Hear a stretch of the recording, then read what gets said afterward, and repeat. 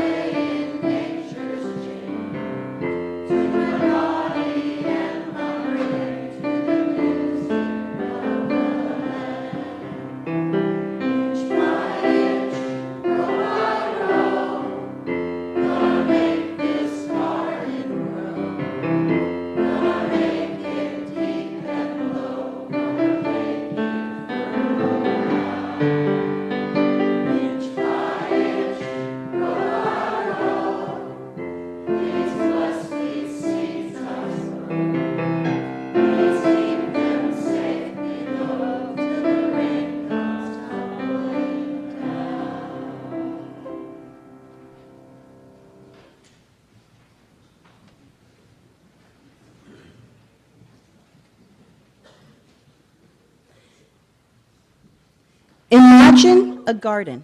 Imagine a garden. An exuberant, busy, rather messy garden, filled with blossoms of many colors, shapes, and sizes, flowers and vegetables, and healthy-looking weeds here and there. The garden has sunny spots and shady corners. There are several handsome rocks and maybe a bird bath. The whole garden fits behind a house in the city. Maybe it's a bit like a garden on your street, or even like your own. Now, imagine the yard behind the house next door. It is very well ordered, with a perfectly green lawn all the way down to straight edges. There are carefully pruned bushes and several rows of flowers. Rows of small white rocks, all the same size, keep 6 sections neatly separate. There are no weeds in evidence. Maybe this yard is like a garden on your street, or even like your own.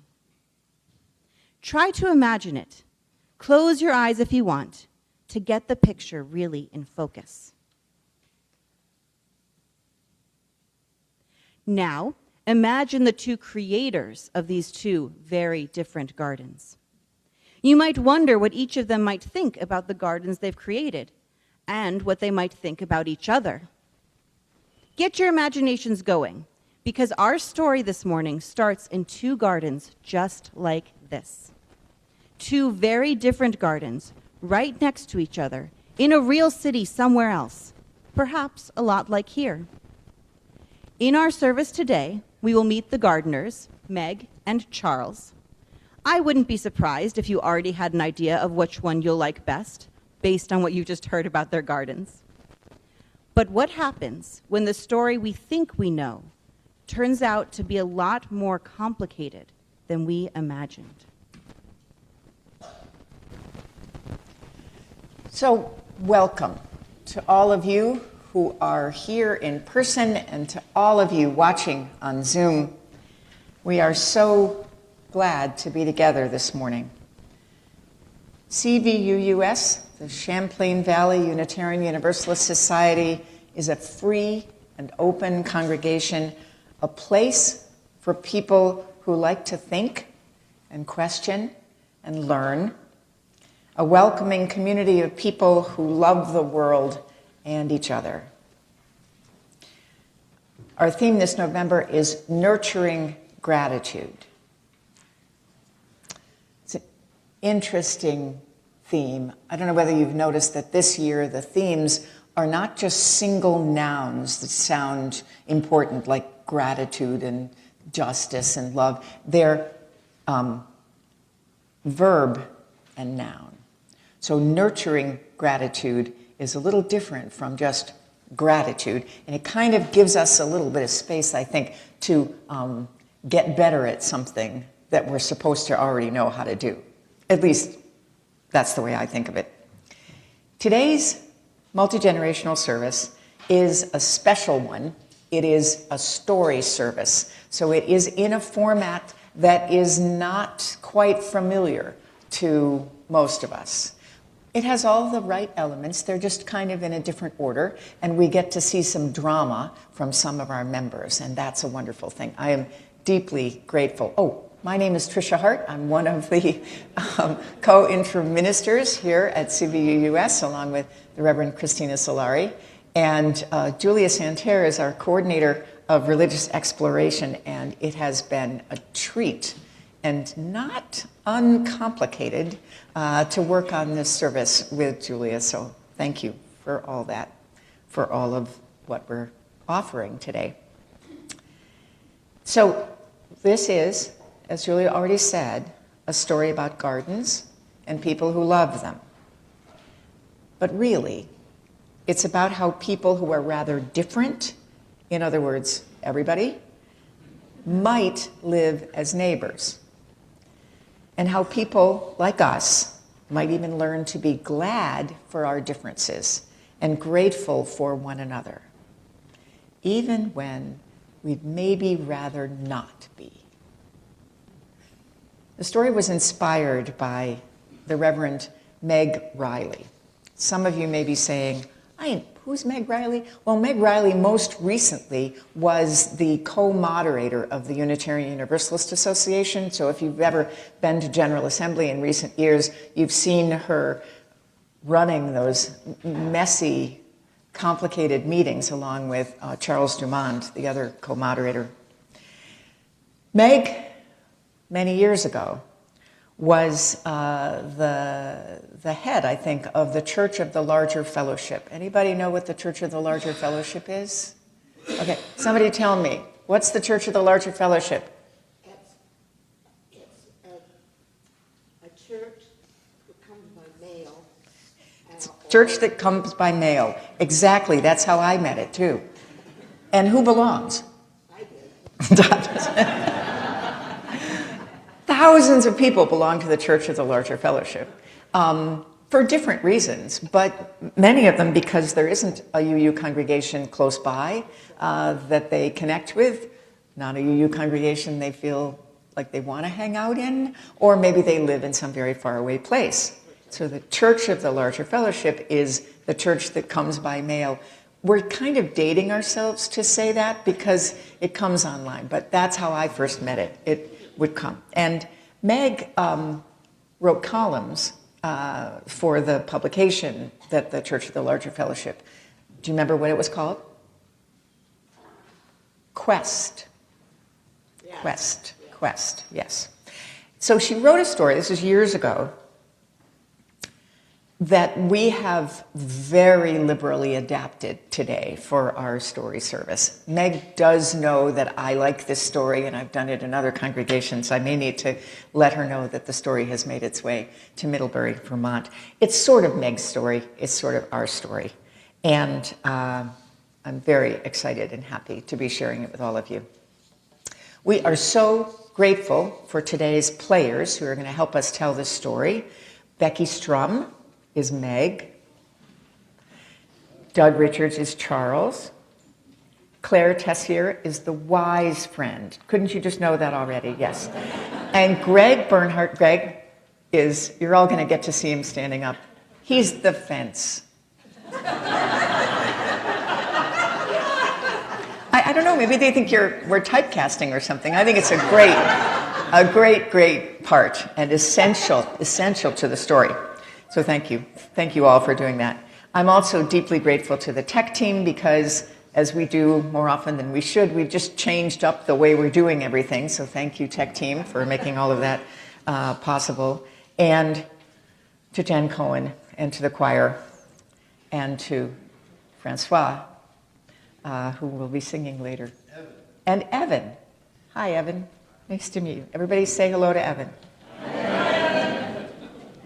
So the cast of the story is almost complete, but we are going to need, I think, 3 children to help make the garden beautiful. Do we have any volunteers? Any kids who are maybe one right there?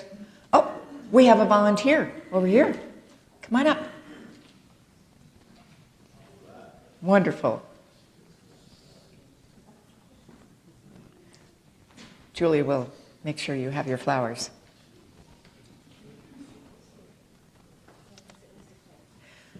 So you've already been invited to think about gardens, your garden, other people's gardens, and what you think about them, and the kind of garden you would love to have and maybe never have. All of us, in the next hour, will get to think about what we love and don't love about gardens and neighbors, and spend some time remembering how we've learned to be grateful in our own lives, how we've nurtured gratitude, or might nurture it. And we might even share some of that remembering with each other. We can certainly do all of that when the service is over and talk to one another during social hour, which we hope that you'll be able to stay for. All are invited. But first, before we do any of that, would you just take a minute to turn and say hello to someone near you, especially if you can, somebody you don't already know. You are allowed to stand and move if you want.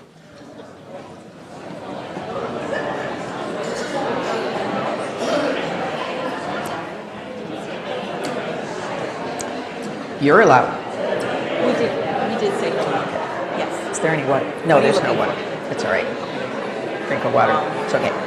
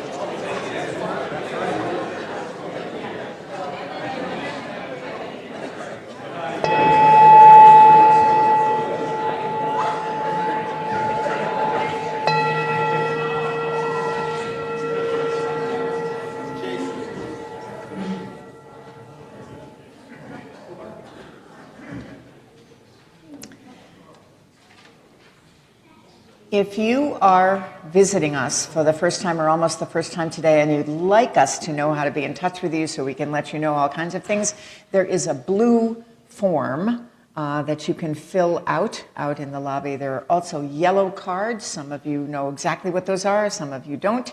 If there's a milestone or a passage you'd like to actually have be shared during the service, you can get a yellow card and put it into the offering when it comes around later.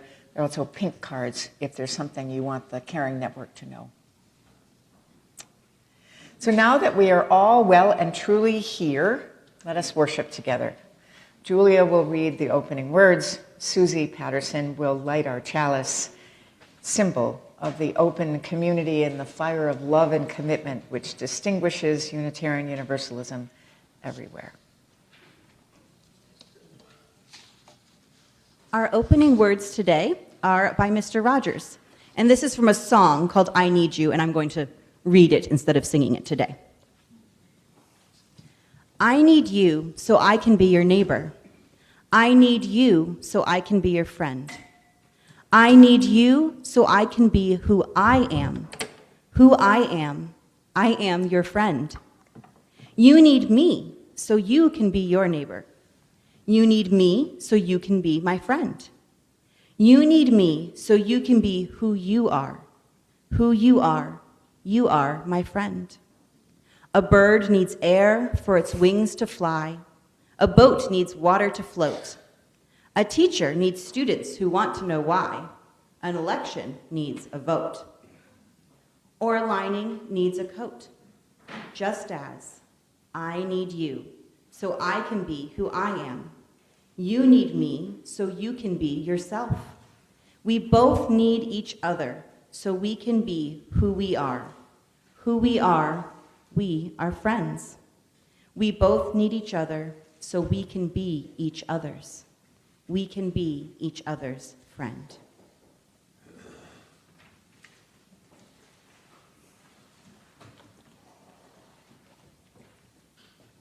Good morning. I'm Susie Davis Patterson, worship associate today, and so pleased to be part of today's intergenerational story service. We will now light our chalice, which signifies our shared spirituality and our safety when we're together, and will be lit by Becky. Please join me in reading together from your order of service or from the screen. We light our chalice as a symbol of gratitude as we celebrate the abundance of our life together. May we be grateful for the ways sharing the we ways nourish we and nourish and uplift each other. For it is this sharing together that sustains us.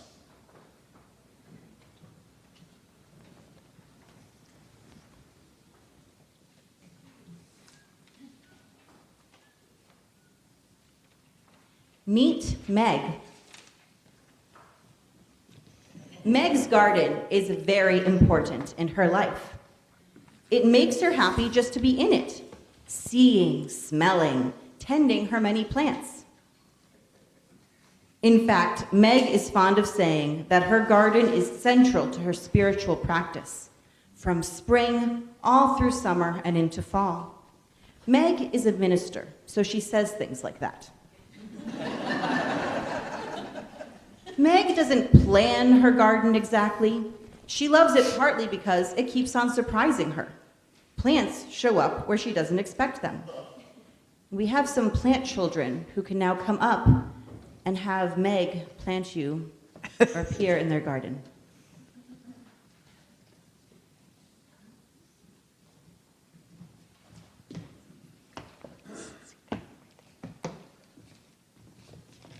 We're going to have the plant children sit where Meg puts you.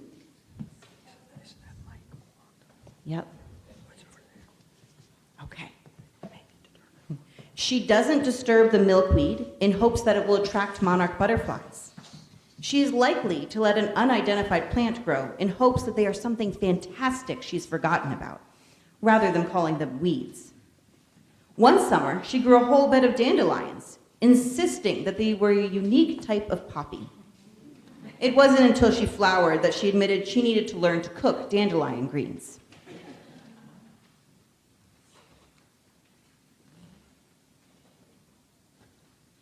Meet Charles, Meg's neighbor. Charles also enjoys his garden, though it looks quite different than Meg's. Charles loves his lawn, which is very orderly indeed. Every blade of beautiful green grass is precisely the same height as every other blade.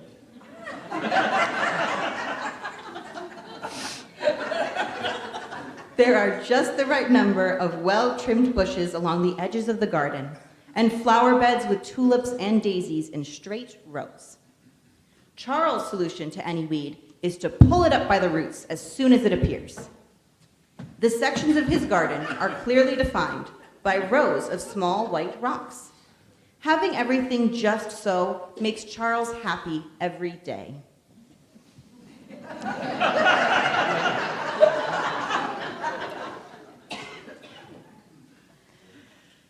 A garden is a wonderful gift in our lives, a place to remind us that we are part of the earth, that we are connected to the planet that is our home, which provides us with sustenance and depends on our care and attention.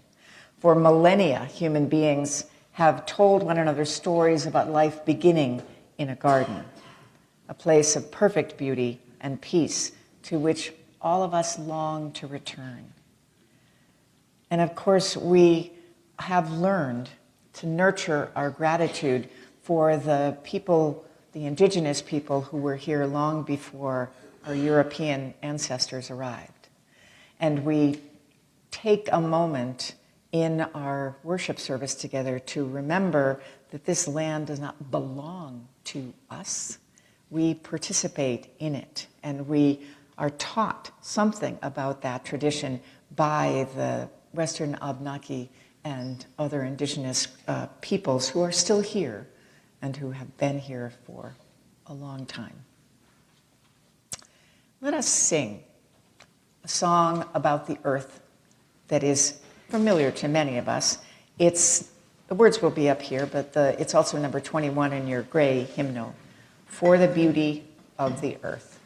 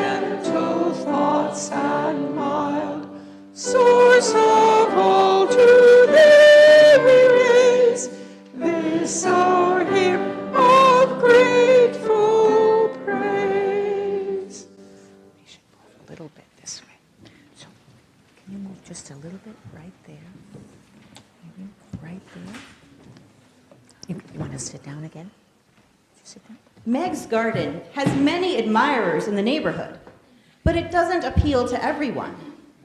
Unfortunately, one person who does not appreciate it is Meg's neighbor, Charles. One day, while Meg was at work, Charles had a chain link fence installed between their yards.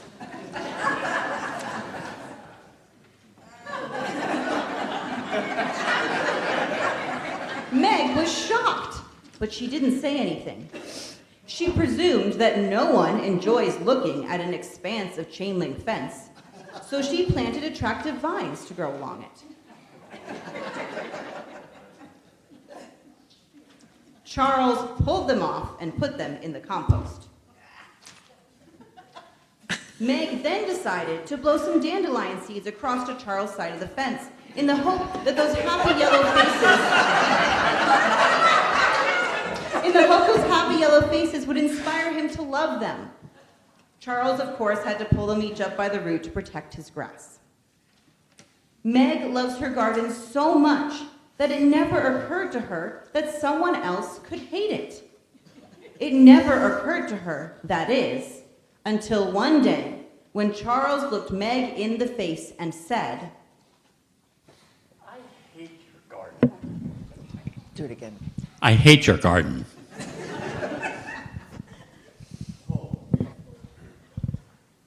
Over the years, Meg has tried to figure out what Charles hates most about her garden.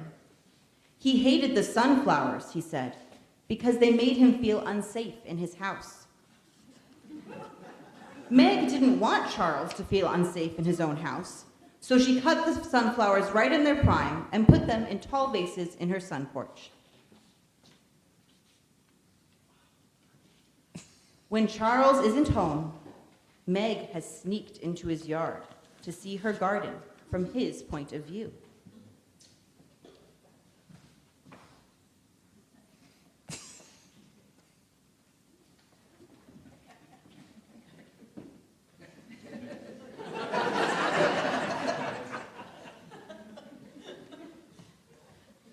She then worked harder to clean up the areas he looks at.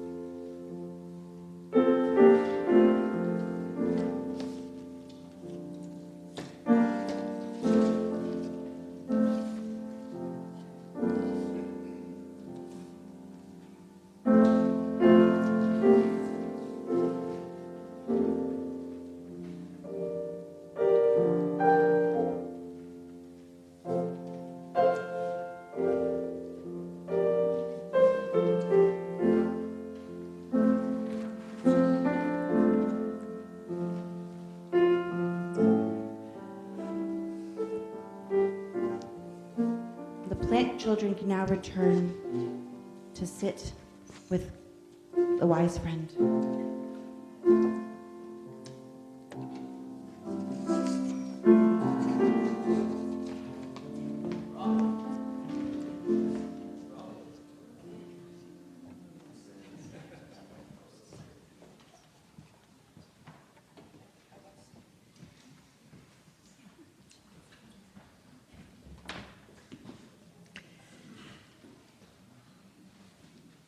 So gratitude is part of being human, right? Yes. We're grateful for things, for each other, for our gardens. But though it does come naturally, it is easier to be grateful for some things than it is for others. So what are some of the things that you feel especially grateful for? Anybody? Friendship. Friendship. I'm sorry? Children, thank you. Food. Any kind of food? Any kind. Any kind of food. Excellent. That's good. Dogs. Dogs? Yes. Birds? Yes. Cats? Really? Sorry. Yes. We're definitely grateful for cats. Ministers. Oh, thanks.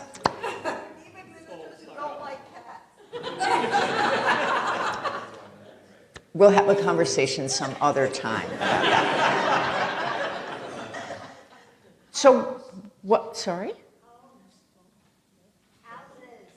Homes, houses, yes, indeed, indeed. Sunny days, remember? What are some things that you're not grateful for? Mosquitoes.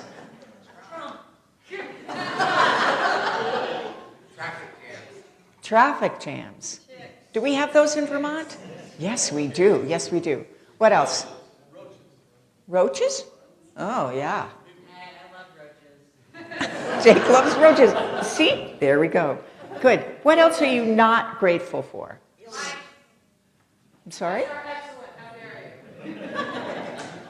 I think we have some work to do on the last row here. It's other thing that you in particular are not grateful for that you know some people really like? Dust. People think it protects their furniture, but Dust. Yeah. I don't know who's grateful for dust, but I'm sure there is someone. I'm sure there is, yes. Microplastics, yeah. Carl is not grateful for November. Though I have heard you say it's the second worst. I've heard you say it's the worst, okay? According to the system of which month is best, it is the worst. Yes, Steve.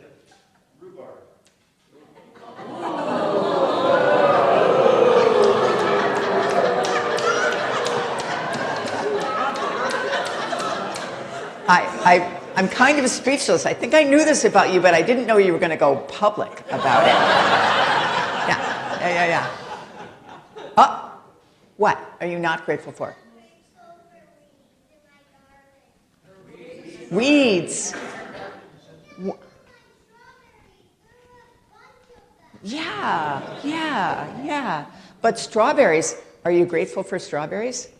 Yes. Sometimes it's a little hard for me to tell in my garden. It's not really my garden. It's like the space in between me and the neighbor. I sometimes know there's some raspberries that grow there, and that's wonderful. And then sometimes there's something else, which is actually a weed, which isn't a raspberry. So I stop looking for blossoms on those. Anything else? Icy roads. Oh, please. Can we not talk about those? Okay. Yes.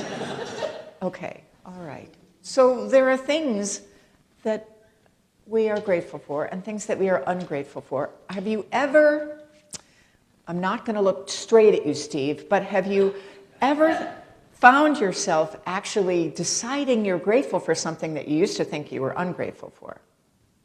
Actually, I think rhubarb may be that for me. I think it may. It was a long time ago, but I think it was. Is there anything that you have thought, I don't like that, and then it turned out to be something? Yes? Certain siblings. A certain sibling is the answer, but we're not going to ask you which certain sibling. Yeah, interesting. Yes. I just remember, thank you, because I just remember something that happened to me so often when I was in seminary that I finally decided I had to pay attention to it. You know how when the professor says, all right, we're going to break up in pairs now, and you can talk about the thing that we've just been talking about, or in a small group or something like that. And my brain went shockingly quickly to trying to make a deal with I don't know who, that I will be fine as long as so-and-so is not in my group. I, of course, gave no sign that I was thinking this. I was just trying to make a deal with I'm not sure who. And you know what happened? Every single time, that person would end up, no matter how we chose the groups, would end up being in my group. And you know what? Very frequently, in that small group encounter, that person who I thought I didn't feel grateful for would say something that made me think about a topic I thought I knew about in a different way. So it happens. It happens. Sometimes we try to make it happen, we nurture it, and other times it happens even though we haven't thought about it. I want to read to you just a little bit of, before we sing, of the reading, the Mr. Rogers reading that Julia used as opening words in the light of this. I need you so I can be who I am. You need me so you can be yourself. We both need each other so we can be who we are as friends. We both need each other so we can be each other's friend. Let's sing one more time. This is a song about being grateful. It's in the Teal hymnal, number 1010, and it's called We Give Thanks. Please rise in body or spirit.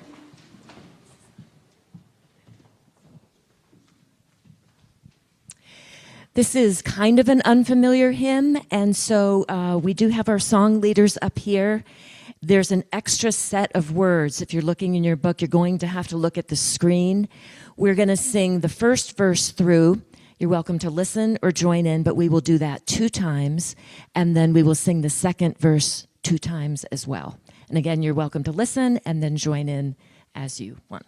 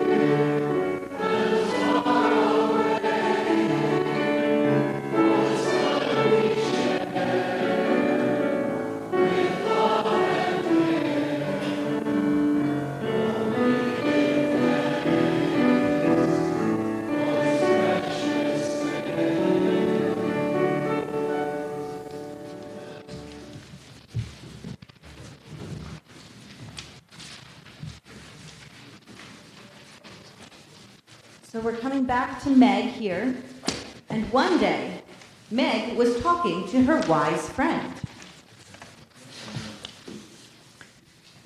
Meg was carrying on about her garden and her neighbor in a way, including just enough detail to appear balanced in her description of their differences, while working to tilt the sympathy toward her.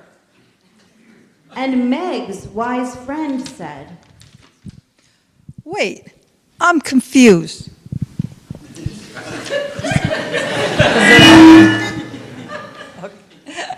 Wait, I'm confused. You're a minister. Aren't there stories in the Bible about loving your neighbor? Are we supposed to love the neighbors we think we deserve? Or love the neighbors we have?"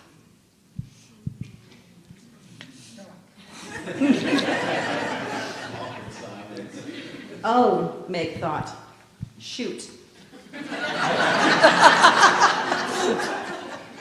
And it would have to be on the day she was wearing her bright yellow standing on the side of love shirt. The truth is, Meg realized, even if she changed her garden, even pulled up plants to please her neighbor, she had not even tried to understand him, or even to like him a little. The truth was, whether she joked or whined about it or not, she was having a hard time forgiving him for hating something she loved so much. And another truth was that even naming those truths brought some relief to the situation, the first baby step toward healing.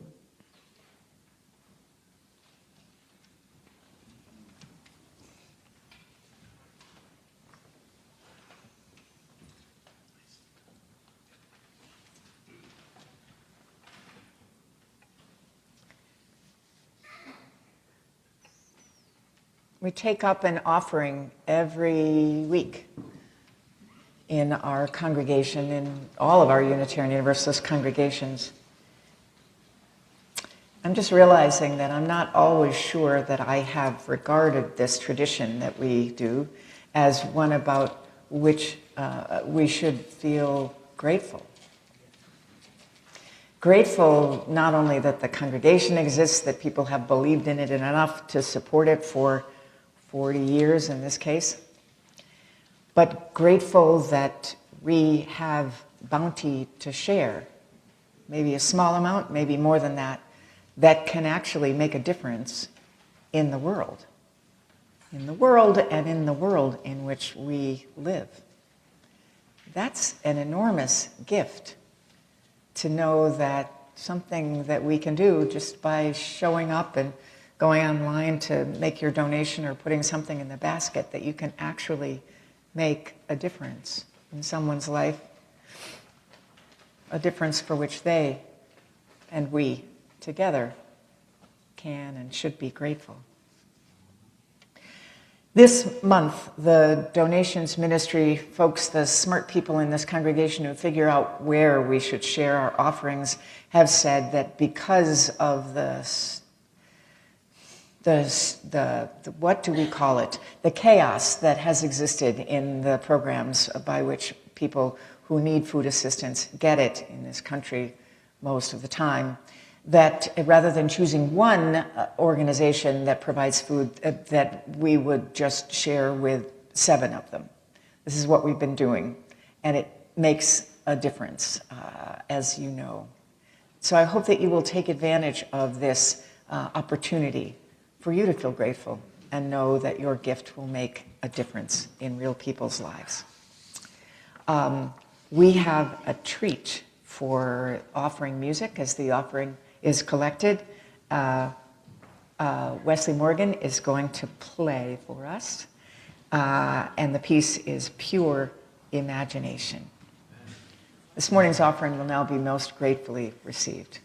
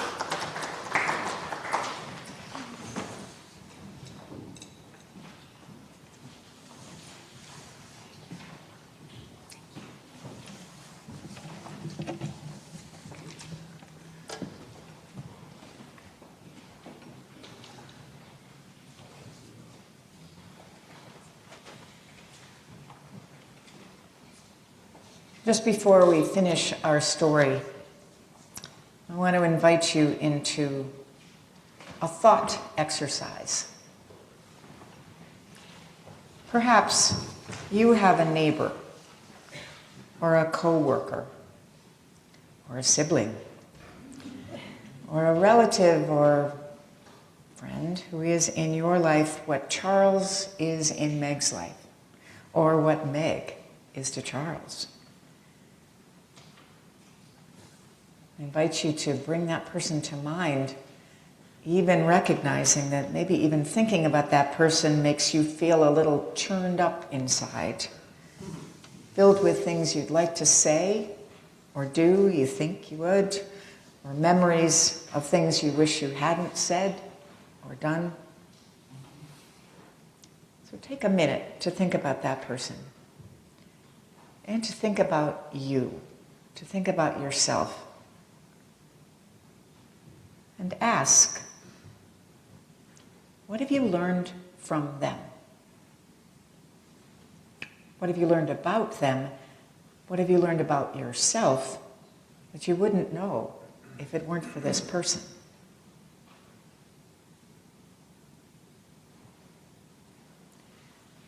Is there an idea, maybe even a gift that they have given you that you're grateful for?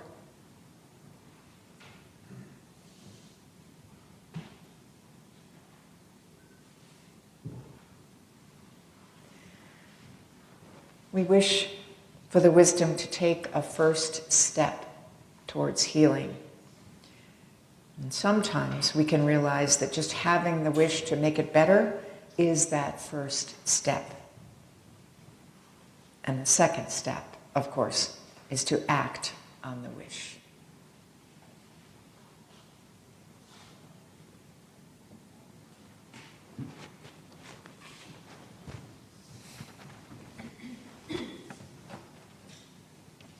Back with Meg. How could this be? Meg asked herself.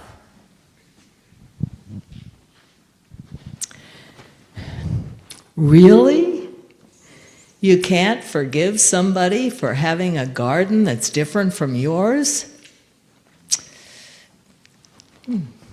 Does this cross the line for the UU commitment to keep love at the center? It's not injustice. It's not oppression. But pulling weeds and too many rocks?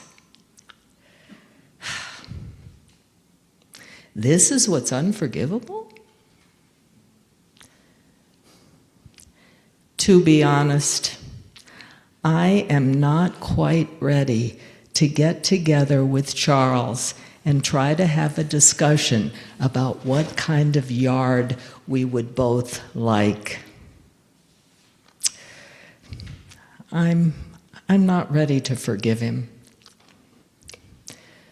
or myself. Will I ever be able to be grateful that he's my neighbor?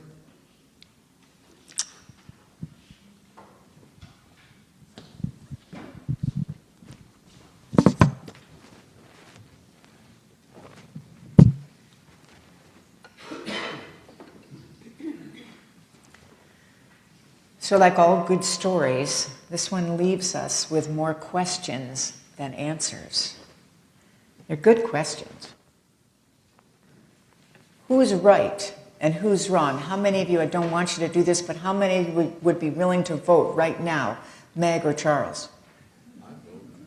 Okay, don't do it. Meg wants to be Charles's teacher. She wants him to like her. She wants him to be like her, to maybe even have a garden like hers. Meg is a good person, and she knows that, most days anyway, but her wise friends, sorry, I was speaking of myself, not of you, yes. Her wise friend's question is making her wonder if she always shows up that way as a good person. Maybe gratitude could help. Meg asks, could I ever be grateful that Charles is my neighbor? Well, could she go so far as to look at Charles as her teacher in some way, even if there are a few things that she might not be quite ready to learn, and vice versa? Maybe before that step of accepting each other as a teacher, Meg could let herself wonder about Charles, which might well lead her to wonder some things about herself and the person she wants to be. We are filled in these days, I think. We are filled with, if not confusion about what's right and what's wrong, then confusion about who we're supposed to be in the midst of all of this. My dear friend and co-minister, Reverend Christina, has taken to somewhat frequently talking about how we are gifted with teachers in our lives, individuals or situations that we don't really know how to handle, and from which, rather than trying to solve it, from which we might learn. I deeply believe that that's a skill that we can cultivate, that we can nurture in ourselves, that nurturing of gratitude. And it sure is hard to do.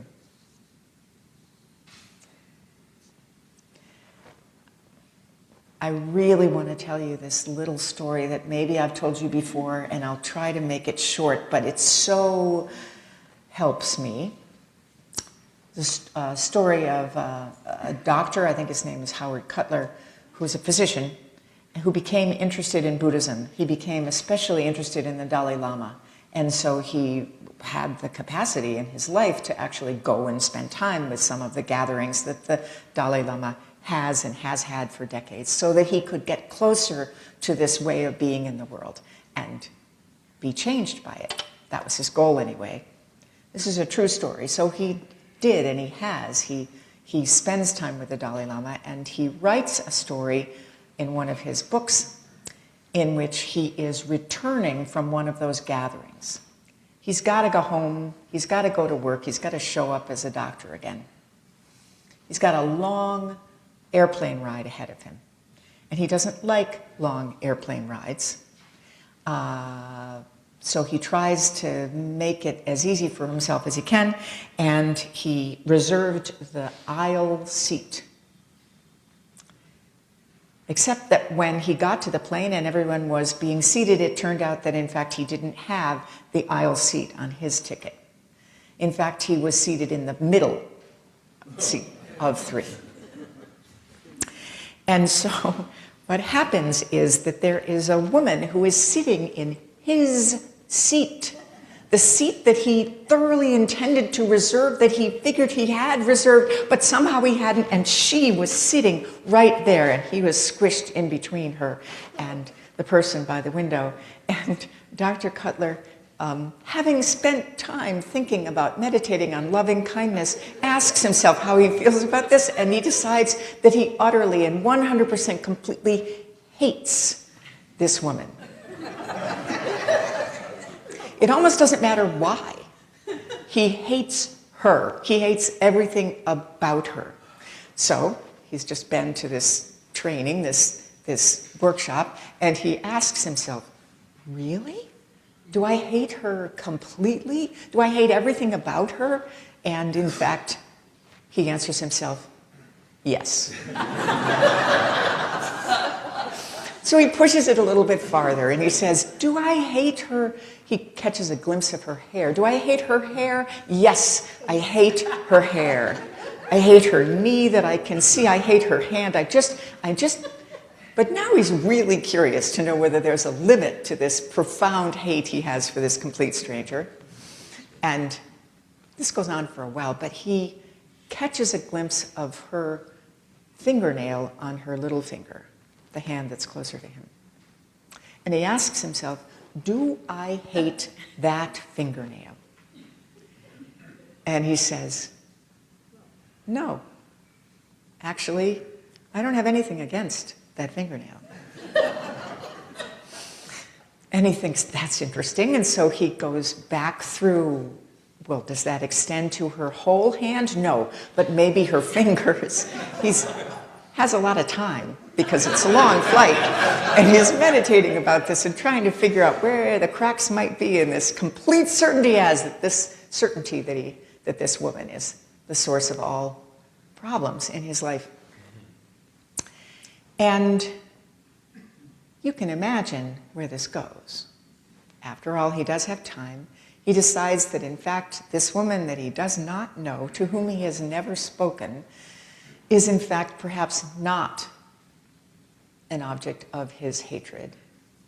And he's kind of fascinated by this. He hasn't completely changed his mind, but you know, there are openings in all of this. And you might not be surprised to know what happens next in this true story.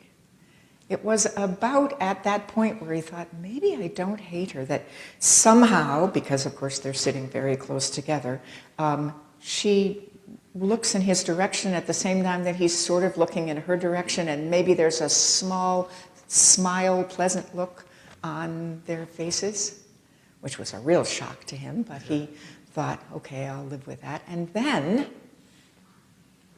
they start to have a conversation.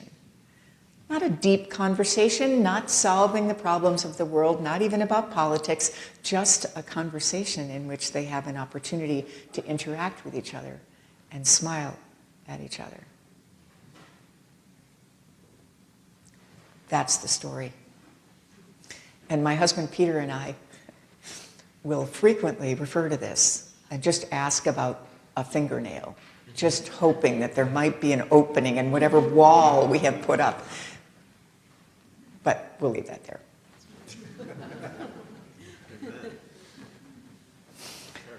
Susie, would you share milestones and passages with us?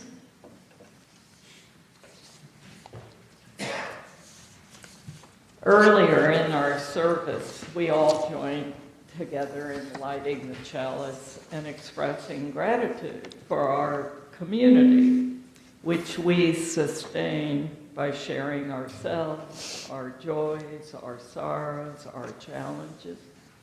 One way we do this is by writing messages on yellow cards to be shared among all of us. First, a couple of timely announcements for things we can all join in with. Today at 3 p.m. in Mahaney Arts Center at Middlebury College, there will be a free concert by the Middlebury Community Chorus and the Middlebury College Choir. It will be about 75 minutes long. The music is all very good, and you should all come. This is from Irene Morgan. We are so proud of Tom Morgan and Green Mountain Justice for their Voices from the Edge podcast. The podcasts share personal stories about marginalized people in our community. Tom and the podcast producer, Corey, will be interviewed live tomorrow at noon by VPR's Michaela Lafrac.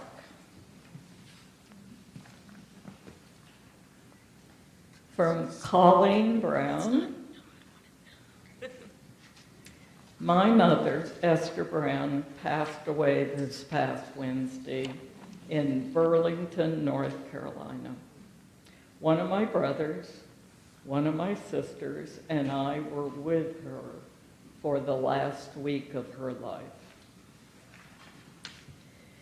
We were around her bedside and holding her hand, telling stories, singing songs we sang on car rides growing up, and bearing witness to her transition out of this world. She had lived a full life of 94 years and was ready to go. She died peacefully in the loving and serene setting of a hospice home, treated with skill and compassion. Mom lived at the residence from 2020 through early 2024 and made lots of friends in Middlebury. I am sad to lose her, but glad her suffering was brief.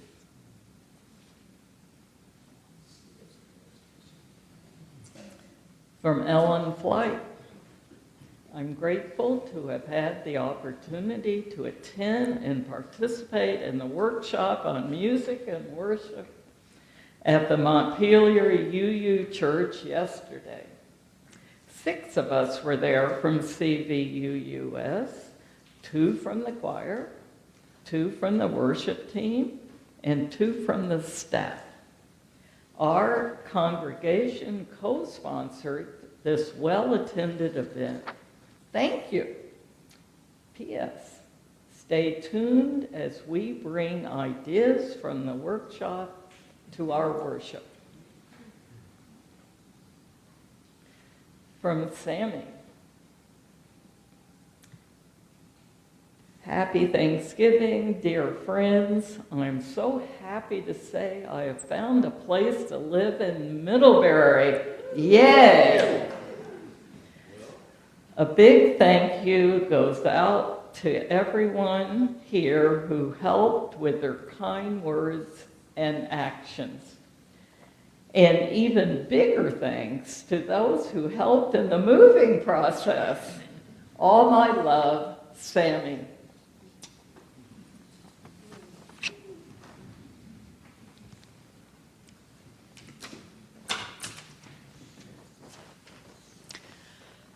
So I hope that you all know now, even if you didn't when you walked in this morning, that this congregation doesn't exist just on Sunday mornings. It exists all week long. There are all kinds of ways of being involved.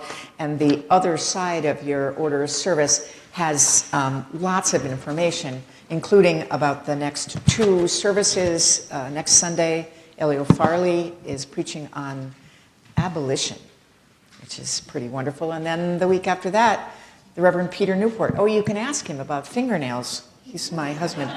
Is going to be preaching on Advent. And Dietrich Bonhoeffer. The community cupboards hours are listed here. And in case you didn't know already, and you weren't already planning on coming, you should plan on coming to the 4th annual Thanksgiving meal and game night on November 27th. Thank you for being here. And thank you for staying, because now the choir.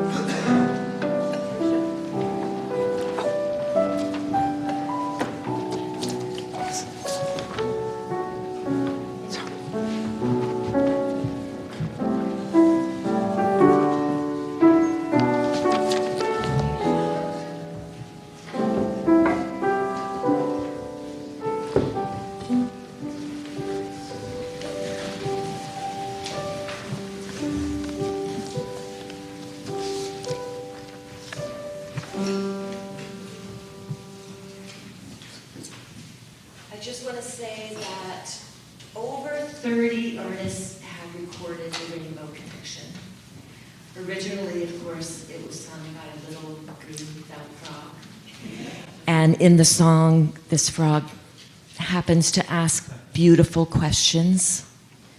That leads to beautiful possibilities. And that leads to gratitude. So we are singing the most simple form of the Rainbow Connection, and you are more than welcome to join in with the chorus or any part that you know.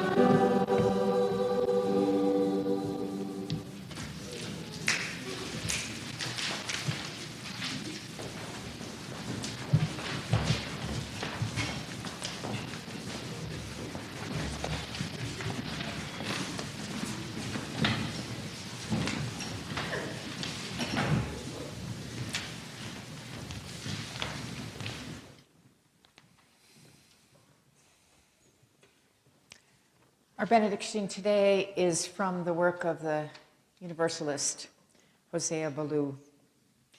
If we agree in love, there is no disagreement that can do us any injury. But if we do not, no other agreement can do us any good.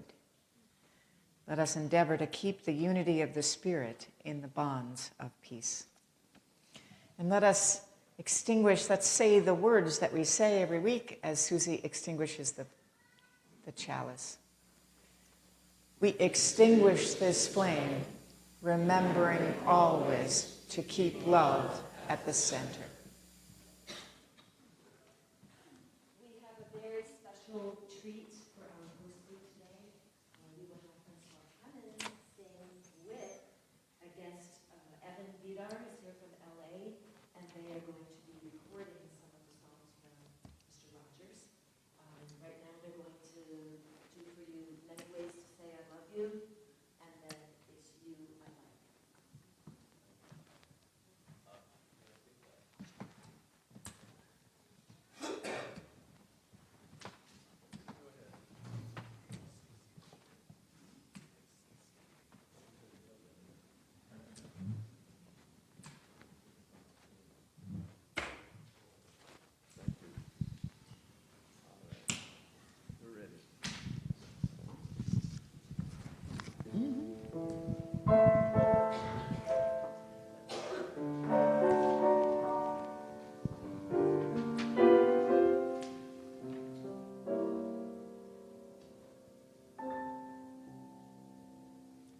There are many ways to say I love you. There are many ways to say I care about you. Many ways, many ways, many ways to say I love you.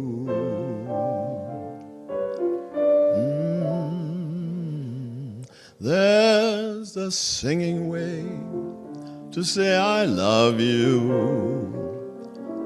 There's the singing something special that someone would like to hear. The singing way, the singing way, the singing way to say I love you. Cleaning up your room can say I love you.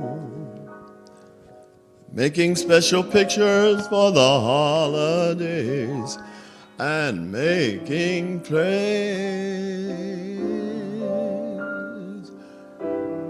You'll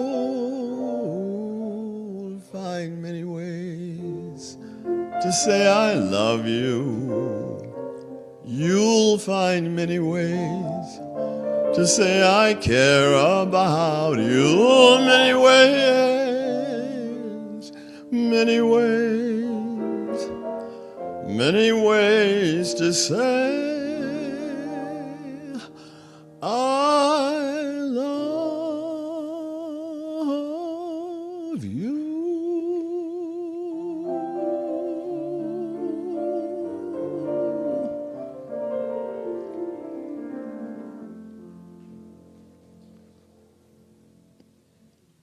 Amen.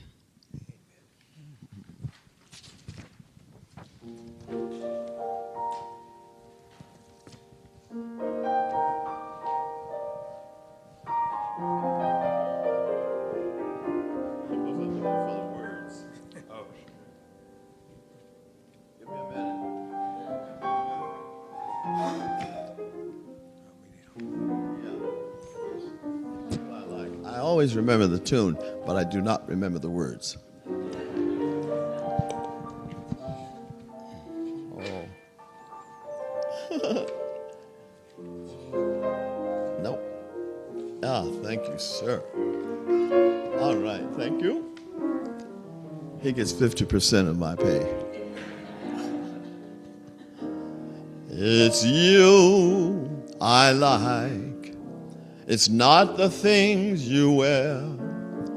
It's not the way you do your hair, but it's you I like the way you are right now, the way down deep inside you, not the things that hide you, not your toys, they're just beside you. But it's you I like, every part of you, your skin, your eyes, your feelings, whether old or new.